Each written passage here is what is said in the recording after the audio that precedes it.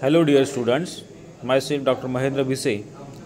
Today I am going to talk about the continuation of last lecture Ascent of sap for BSc 3rd Sem 5th from our first unit Plant Water Relations. Friends, in last lecture we have discussed about the ascent of sap.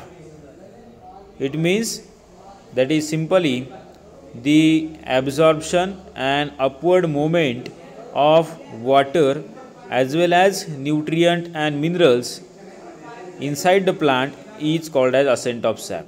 So this upward movement of water in the plant is simply called as the ascent of sap, but in this water the different minerals as well as nutrients are also move upward direction and they supply for the each part of the plant for further metabolism.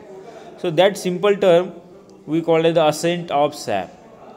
Okay, पुन्हा एकदा सांगतो, फक्त water जे आहे ते वॉटरच absorb होत नाही, तर वॉटर ॲब्सॉर्ब होत असताना जमिनीमध्ये जे काही मिनरल्स असतील, मॉलिक्युल्स असतील, जे काही न्यूट्रिएंट आहेत प्लांटच्या ग्रोथसाठी आणि डेव्हलपमेंटसाठी आवश्यक आहेत, अशा प्रकारचे न्यूट्रिएंट त्या वॉटरसोबत सुद्धा ॲब्सॉर्ब केले जातात आणि ते मूव्ह होतात. म्हणून या एकत्रित या टर्मला काय म्हटलं आहे, असेंट ऑफ सॅप. मग त्यानंतर आपण लास्ट लेक्चरला या असेंट ऑफ सॅपची जी काही मेकॅनिझम आहेत, त्याचबरोबर असेंट ऑफ सॅप कशा प्रकारे होतं हे आपण लास्ट टाईमला पाहिले. जसं की ascent of sap it can be easily recognised with the simple experiment by using balsam plant, किंवा ज्याला आपण तेरडा असं म्हणतो. तेरडा ही वनस्पतीचा वापर करून आपण ॲक्च्युली असेंट ऑफ सॅप कशा प्रकारे होतो आणि वॉटरचं ॲब्झॉर्प्शन प्लांटमध्ये कशाच्या थ्रू होतं हे आपल्याला प्रूव्ह करता येतं. So for demonstrate xylem is the pathway for ascent of sap, we had used balsam plant. So simply you have to put the fresh twig of balsam plant into any color solution. After some hours you can observe these color solutions are absorbed, or this color solution is absorbed inside the plant twig and it is only absorbed through the xylem. Because of that, xylem vessels are only get colored of that particular solution. तर यावरून आपल्याला हे याचा मार्ग जो आहे ascent of सॅपचा किंवा direction of flow जो आहे हो ह्या आपल्याला इथं डिफाईन करता येईल. So it means simply xylem tissues are responsible for the ascent of sap, किंवा वॉटरचं जे काही ॲब्झॉर्प्शन रूटकडनं प्लांटमध्ये होत असतं हे ॲब्झॉर्ब केल्यानंतर रूट काय करतात, सेंट्रलला जो काही व्हॅस्क्युलर बंडलचा जो काही रिजन आहे त्यामध्ये जे काही झायलेम टिश्यू आहेत, या झायलेम टिश्यूच्या थ्रू अपवर्ड डायरेक्शननं हे जे काही water along with the various nutrient and minerals they are transfer और their movement you can observe. So this term we called as the ascent of sap. मग आता असेंट ऑफ सॅपचं mechanism explain करत असताना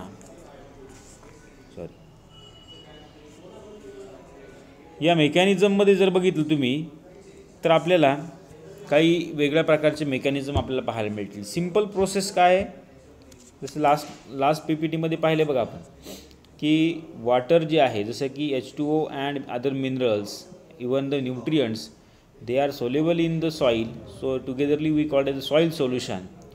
so these water along with the minerals are absorbed by the root hairs and they are reach up to the central column, or you can say xylem vessels, and through these xylem these water along with the minerals or sap is move upward up to the leaf for further metabolism. आता लीफमध्ये काय metabolism होणार आहे, तर लीफमध्ये photosynthesis होणार आहे, respiration होणार आहे, बाकीच्या इतर बायोकेमिकल प्रोसेसेस जे आहेत तर त्यासाठी आवश्यक असणारे जे काही मिनरल्स आणि वॉटर जे आहे ते त्या तिथपर्यंत पोहोचवलं जातं. मग आता हे पोहोचवण्यासाठी वेगवेगळ्या प्रकारच्या थेरीज आहेत बघा, किंवा असेंट ऑफ सॅप ॲक्च्युअली घडतं कसं, किंवा तुम्हाला मी लास्ट लेक्चरला सांगितलं होतं की असेंट ऑफ सॅप प्लांटमध्ये जे काय होतं तो हा नॅचरल फेनॉमिनॉन आहे. आणि मग समजा आपली एखादी जर काही 30 फुटाची 40 फुटाची 50 फूट 100 फुटापर्यंत एखादी जर काही इमारत असेल आणि त्या इमारतीच्या टोकावरती जर काही पाणी आपल्याला पोहोचवायचं असेल तर आपल्याला खालून पंप किंवा मोटर लावावी लागते आणि तेव्हाच कुठेतरी ते पाणी वरती जाईल, कारण की अँटी ग्रॅव्हिटेशनल आहे. ग्रॅव्हिटेशनल फोर्सच्या विरुद्ध दिशेने हे वॉटर जे आहे ते पोहोचवायचे. पण प्लांटमध्ये अशा प्रकारचं काही मेकॅनिझम आहे का? कुठं काही मोटार बसवली आहे, कुठं काही पंप वगैरे काय आहे का? नाही. तर मग वेगवेगळ्या प्रकारचे मेकॅनिझम प्लांटमध्ये काम करतात आणि त्या मेकॅनिझमच्या थ्रू वॉटर जे आहे ते जमिनीच्या त्या मुळाच्या टोकापासून तर अगदी त्या झाडाच्या टोकापर्यंत नेऊन पोहोचवलं जातं. यासाठी काही 2 थेअरी आहेत महत्त्वाच्या, की ज्या 2 थेअरी किंवा वेगवेगळ्या प्रकारच्या कॉन्सेप्ट ज्या आत्तापर्यंत आपण वॉटर आणि प्लांटच्या रिलेशनमध्ये शिकलोत, त्या सर्व काही कॉन्सेप्ट या ठिकाणी काम करतात आपल्याला असं दिसेल. मग यापैकी पहिली थेअरी बघा, root pressure theory. Root pressure theory it means एक प्रकारचा रूटमध्ये प्रेशर निर्माण होतो. एक जर तो पुलिंग प्रेशर असेल किंवा पुशिंग प्रेशर असेल, पुश करणारा एक प्रेशर आणि पुल करणारा म्हणजे सक करणारा एक प्रकारचा प्रेशर, अशा प्रकारचे प्रेशर रूटमध्ये तयार होतात आणि त्यानुसार ही रूट प्रेशर थेअरी आपल्याला या ठिकाणी मांडलेली पाहायला मिळते. काय होते याच्यामध्ये? If suppose a stem of any plant cut near to its base or boring they are made into a plant and then xylem sap is seen to flow out through them. The phenomenon is called as the exudation.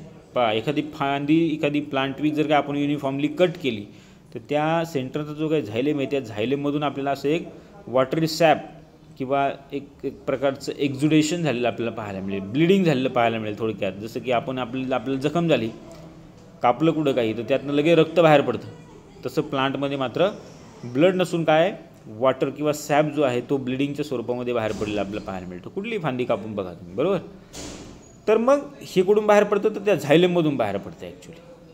So Priestley he was one of the first to explain the process of upward flow of water in exudation to be due to hydrostatic pressure and which is develop into the root system. एक hydrostatic pressure, hydrostatic म्हणजे काय? वॉटरमुळे, water molecule किंवा वॉटरच्या प्रॉपर्टीमुळे तयार झालेला एक प्रकारचा pressure हा त्या रूट सिस्टीममध्ये तयार होतो आणि त्यानुसार पाणी जे आहे ते ॲब्झॉर्ब केलं जात असेल किंवा पुश केलं जात असेल. So these hydrostatic pressure developed due to accumulation of water absorb by the root is called as root pressure. Root pressure म्हणजे काय सांगितलं आहे की जो काय हायड्रोस्टॅटिक प्रेशर डेव्हलप होतो due to accumulation of water absorb करण्यासाठी किंवा केल्यानंतर जो काही प्रेशर प्लांटच्या सेलमध्ये निर्माण होईल, these pressure inside the root is called as the root pressure. म्हणजे बघा आता जसं तुम्ही आता तोंडामध्ये पाणी घेतलं आणि आपण तोंड असं फुगवलं गुळणी करायच्या आधीच, तर तो एक आतमधल्या आत त्या पाण्यामुळे प्रेशर निर्माण होतं की नाही, हे की नाही.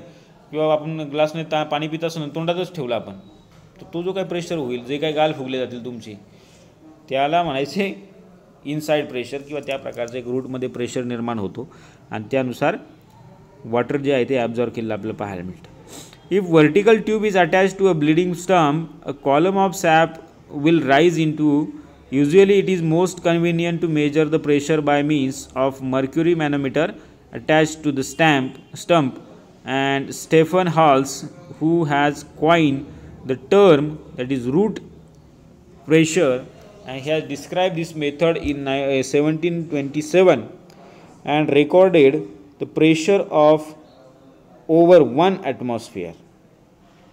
So he has carried out this experiment and he used this term root pressure by various experiment. मग त्याने काय केलं ते सोबत एक एक्झाम्पल आपल्याला एक फिगर दिसते बघा. एका कुंडीमधलं जे काही प्लांट आहे त्याचं स्टेम त्या ठिकाणी वरती डायरेक्टली कट केलं आहे आणि त्याच्यावरती एक यू टाईपचा पाईप त्या ठिकाणी बसवलेला आपल्याला दिसतो. यू शेप जो काही पाईप आहे त्याच्यामध्ये वॉटर फिल केलेलं आहे, बरोबर. आणि मग त्याचं जे काही वॉटर जे आहे ते त्या वॉटरला बाहेरून किंवा एन्व्हायरमेंटल टेम्परेचरमुळे किंवा इतर बाकीच्या कारणामुळे ते वॉटर लॉस होऊ नये म्हणून मग सुरुवातीला त्याच्या टोकाला काय केले, मर्क्युरी फेल केलेली आपल्याला बघायला मिळते. आता मर्क्युरी एका साईडला आणि एका बाजूला वॉटरचं स्टेम आहे, म्हणजे मग हे काय होईल, वॉटर सील झाल्यासारखं आपल्याला पाहायला मिळेल. आणि मग ज्याप्रमाणे त्या कुंडीमध्ये तुम्ही नंतर पाणी घालाल, त्या कुंडीतल्या पाणी घातल्यामुळं ते स्टेम जे आहे किंवा रूट सिस्टीम जे आहे ती काय करेल, वॉटर ॲब्झॉर्ब करेल आणि जसं जसं वॉटर ॲब्झॉर्ब करेल तसं त्या स्टेममधून अपवर्ड डायरेक्शननं त्याचा एक प्रेशर निर्माण झालेला आपल्याला पाहायला मिळतो आणि मग ही मर्क्युरीची लेवल जी आहे ती नंतर वाढलेली आपल्याला दिसते, बरोबर. आता मर्क्युरी लेवल वाढली याचा अर्थ काय आला, आतमध्ये पाणी वाढलं वॉटरची क्वांटिटी वाढलेली आपल्याला दिसेल आणि it is proved by the root pressure. खालून एक रूटकडनं, आता इथं कोणत्या प्रकारचं लीफ म्हणा किंवा कोणताही पार्ट आहे का? नाही, फक्त स्टेमचा काही थोडासा पार्ट आहे आणि बाकीचे रूट मात्र ॲज इट इज आहेत.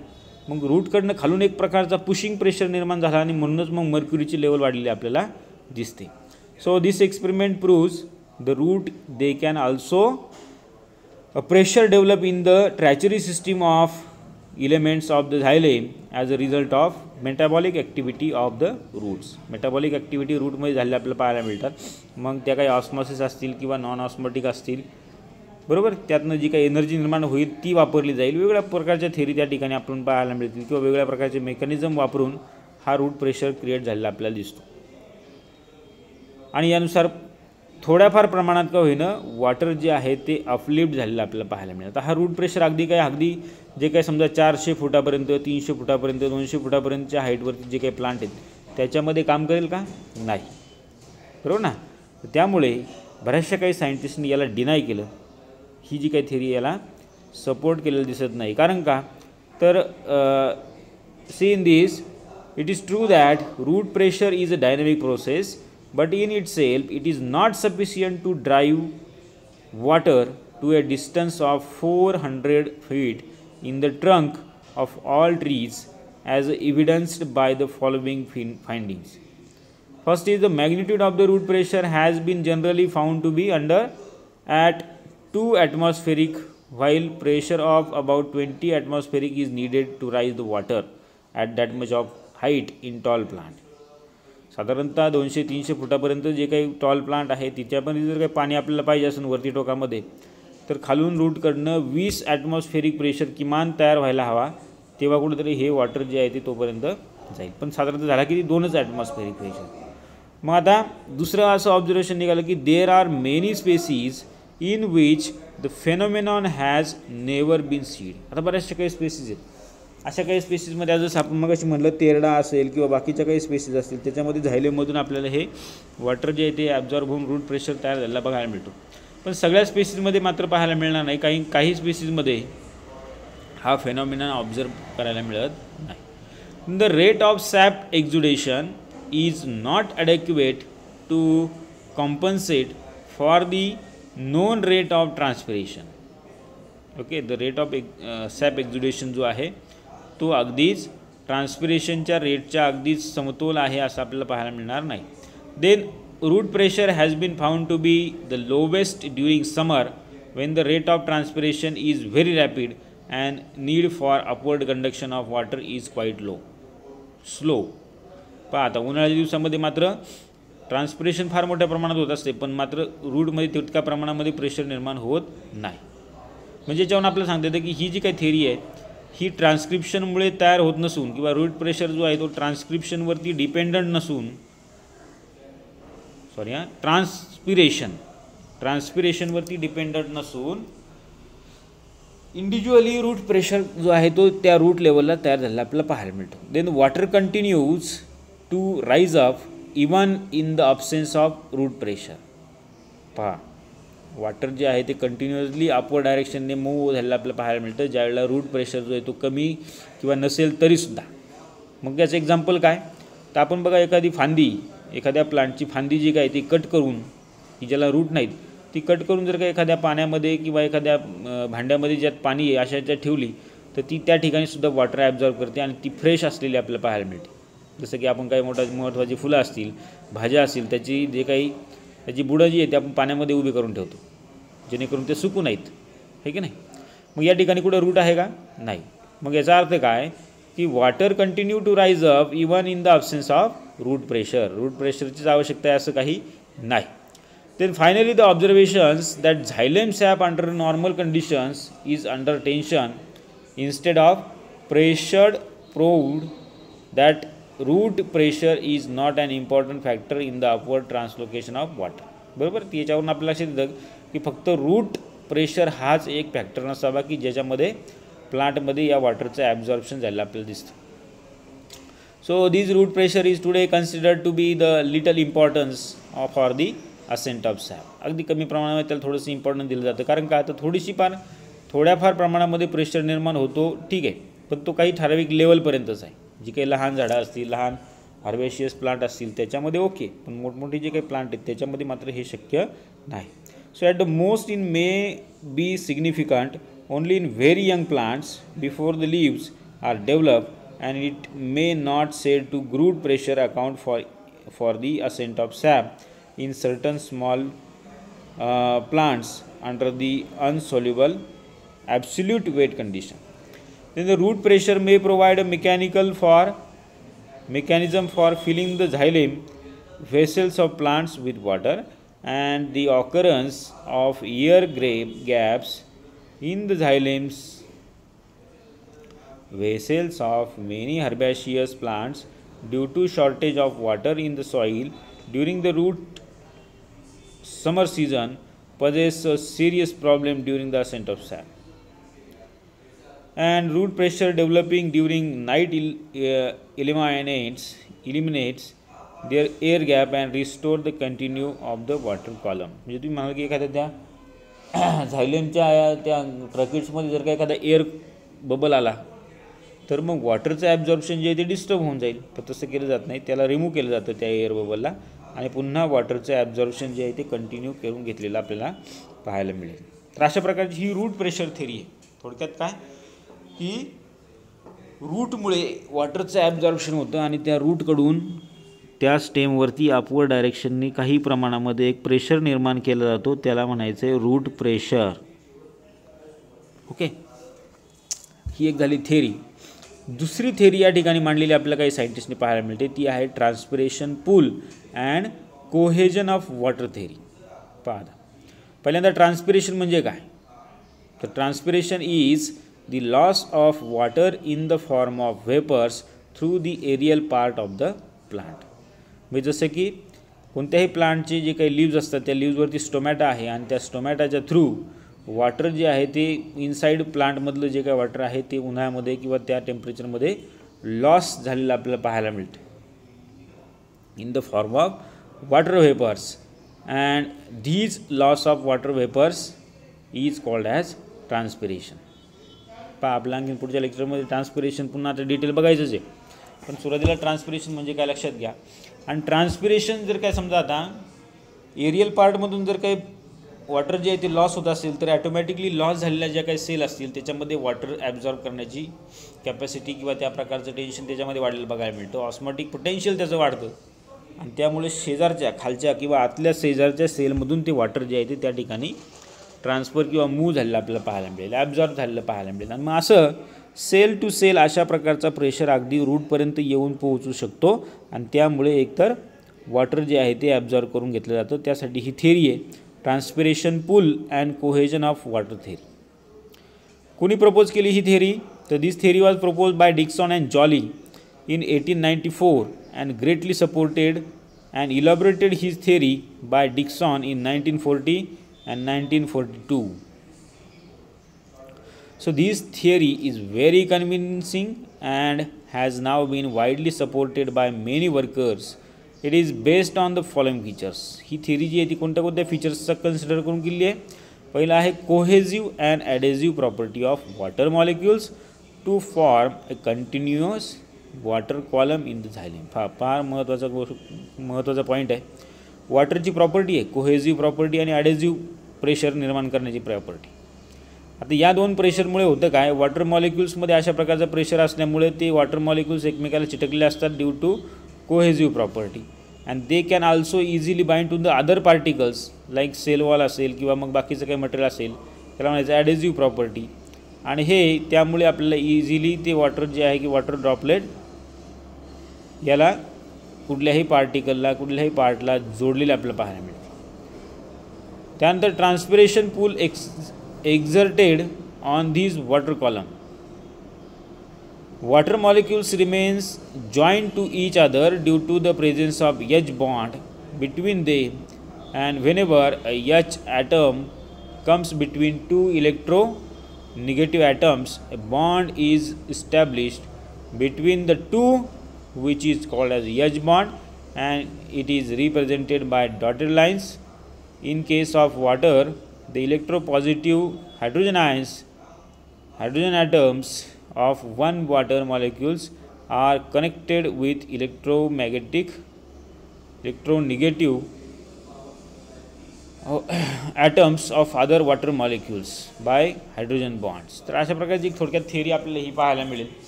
त्यानंतर मग या ट्रान्सपिरेशन पूल थिअरीमध्ये होतं काय, ॲक्च्युली त्याचं मेकॅनिझम काय ते पहा. सिम्पल आहे, या डायग्राममधून तुम्हाला लक्षात येईल की होतं काय की सॉईलमध्ये जे काही रूट्स आहेत बरोबर, त्यामध्ये असणारे ते root hairs they are connected to the vascular bundles.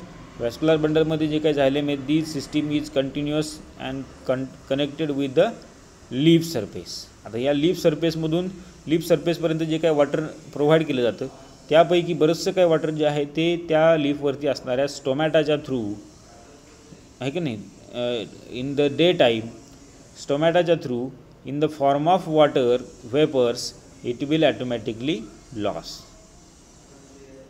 आता हे लॉस झाल्यानंतर ट्रान्सपिरेशन होतं आहे आणि मग या ट्रान्सपिरेशनमुळे त्या ठिकाणी त्या स्टोमॅटोच्या आजूबाजूच्या ज्या काही सेल आहेत त्या सेलमधलं वॉटर जे आहे ते मात्र कमी होईल, कारण ट्रान्सपिरेशनसाठी ते बाहेर पडलं आहे. मग ज्या वेळेला त्या सेलमध्ये वॉटर लेवल कमी होईल त्यावेळेला त्याचं ऑस्मॉटिक पोटेन्शियल वाढेल आणि मग शेजारच्या किंवा खालच्या ज्या काही सेल आहेत ज्यामध्ये वॉटर भरलेलं आहे त्या सेलकडनं वॉटर जे आहे ते ॲब्झॉर्ब केलेलं आपल्याला दिसेल बरोबर. असं सेल टू सेल वॉटर जे आहे ते ॲब्झॉर्ब करून घेतलं जाईल आणि मग तो जो काही ॲब्झॉर्प्शनचा जो काही प्रेशर आहे हा प्रेशर अगदी नंतरच्या काळामध्ये रूटच्या टोकापर्यंत जाऊन पोहोचलेला आपल्याला दिसेल. So this theory shows transpiration pull theory includes first is the cohesion adhesion of water and upward movement of water. तर कोहेजन ॲडेजन म्हणजे काय आपण लास्ट टाईम पाहिले. कोहेजिव्ह म्हणजे काय की दोन सिमिलर मॉलिक्यूलमध्ये असणारा अट्रॅक्शन फोर्स, वॉटर मॉलिक्युल्समध्ये असणारा फोर्स. त्यानंतर वॉटर आणि इतर बाकीचे जे काही मटेरियल आहे त्यामध्ये असणारा जे काही अट्रॅक्टिव्ह फोर्स आहे त्याला म्हटलं जाते ॲडेझिव्ह फोर्स. आणि त्याचबरोबर कॅपिलरी ॲक्शन. सो वेगळ्या प्रकारच्या जे काही कंडिशन आहेत या कंडिशन आपल्याला इथं अप्लाय झालेल्या पाहायला मिळतील. मग त्यापैकी या ट्रान्सपिरेशन पूल थिअरीमध्ये होतं काय की water which is very strong mutual force attraction और cohesion force develop between the water molecules and hence they remain in the form of continuous water column in the xylem. So magnitude of this force is very high. Therefore the continuous water column in the xylem cannot be broken easily due to force of gravity or other constructions deferred by the internal tissue in the upward movement of water. बरं ठीक आहे, तुम्हाला थोडक्यात मराठीत सांगतो मी की अगदी जास्तीत जास्त हाईटपर्यंत पाणी पोहोचवण्यासाठी या दोन्ही थेअरी काम करतात. आपल्या या थेअरीनुसार काय सांगितलं आहे की जे काही लीफमधून वॉटर लॉस होणार आहे त्या वॉटरचा लॉस झाल्यानंतर त्या लीफमध्ये एक प्रकारचा व्हॅक्यूम तयार होईल आणि त्या व्हॅक्यूमचा जो काही प्रेशर आहे तो खालच्या म्हणजे लीफच्या बाजूचे सेल असतील त्या लीफचा प्रेशर जो येतो त्याच्या लीफच्या पेट्युलचा प्रेशर, स्टेमचा प्रेशर, रूटवरून रूट हेअरपर्यंत जाऊन पोहोचलेला आपल्याला तो दिसतो. आणि त्यामुळे ते सक करते वॉटर जे आहे ते पूल करून घेतलेलं आपल्याला पाहायला मिळतं. आणि म्हणूनच मग या थिअरीला म्हटलं जाते ट्रान्सपिरेशन पूल थिअरी. आत्तापर्यंत आपण रूट प्रेशर जो आहे तो काय करत होता बाहेरून आतल्या दिशेला पुश करताना आपल्याला पाहायला मिळालं, पण हे मात्र काय करतं आहे pulling means absorb. So when transpiration takes place in the leaves at the upper part of the plant water evaporates from the intercellular space of the leaves to other atmosphere through a stomata. More water is released into the intercellular space from the mesophyll cells. The mesophyll cells draw water from the xylem and leaves, and due to all these, a tension is created in water in the xylem elements of the leaves. So this tension is transition downwards to water in xylem elements of the roots through the xylem of petioles and stem and transferring surface up to the top of the plant. So according to some workers, the main objective against the theory is that contain air bubbles. If suppose अशा वेळेला जर काही त्या conducting टिश्यूमध्ये जर काही air bubble जर काय आला तर मग अशा वेळेला वॉटरचा जो काही फ्लो आहे तो डिसकंटिन्यू होऊ शकतो.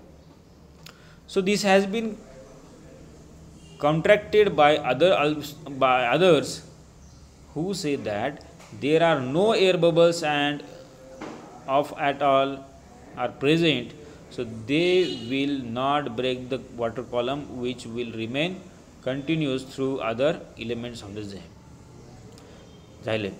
त्यांचं काय म्हणणं आलं की तिथं त्या ठिकाणी वॉटर बबल येण्याचा प्रश्नच निर्माण होत नाही. त्यामुळे पाण्याचा फ्लो जो आहे, वॉटर फ्लो जो आहे तो कंटिन्यू राहतो आणि कंटिन्यू राहिल्यामुळं फोटोसिंथेसिससाठी बाकीच्या मेटाबॉलिक प्रोसेससाठी आवश्यक असणारे जे काही नोट्स आहेत त्यापर्यंत पोहोचतील.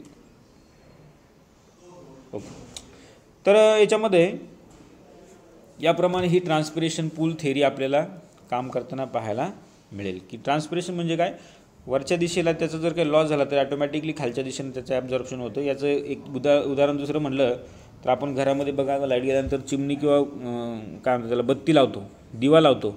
मग दिव्याची जी काही वात असते ती वात जी आहे ती खालचं टोक त्या तेलामध्ये म्हणा किंवा रॉकेलमध्ये बुडलेलं आपल्याला पाहायला मिळतं आणि वरचं टोक जे आहे ते मात्र त्या ठिकाणी जळताना दिसतं.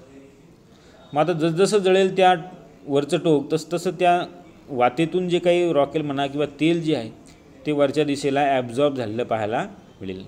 नॅचरली अपलिफ्ट होतं आणि खालच्या दिव्यातल्या नंतर आपल्याला तेल संपलेलं पाहायला मिळतं आपण पूर्ण तो दिवा बराच वेळ चालल्यानंतर. तर ही जी काही थेरी आहे पुलिंग थेरी, पुल केलं जातं म्हणजे ओढलं जातं, म्हणजे लीपकडनं थोडक्यात काय केलं जातं आहे वॉटर जे आहे ते जमिनीतून सक केलं जाईल. जसं आपण एखाद्या नारळातलं नारळ पाणी जसं त्या स्ट्रॉच्या साह्यानं सक करतो की नाही त्या प्रकारे. तर अशी ही साधारणतः थेरी आहे ट्रान्सपिरेशन पूल थेरी. फार मजेशीर आहे की ज्या थेरीमुळे वॉटर जे आहे ते ॲक्च्युली ॲब्झॉर्ब झालं आहे असं बऱ्याच सायंटिस्टनं दावा केला आहे आणि ते प्रूव्हसुद्धा केलेलं आपल्याला पाहायला मिळतं.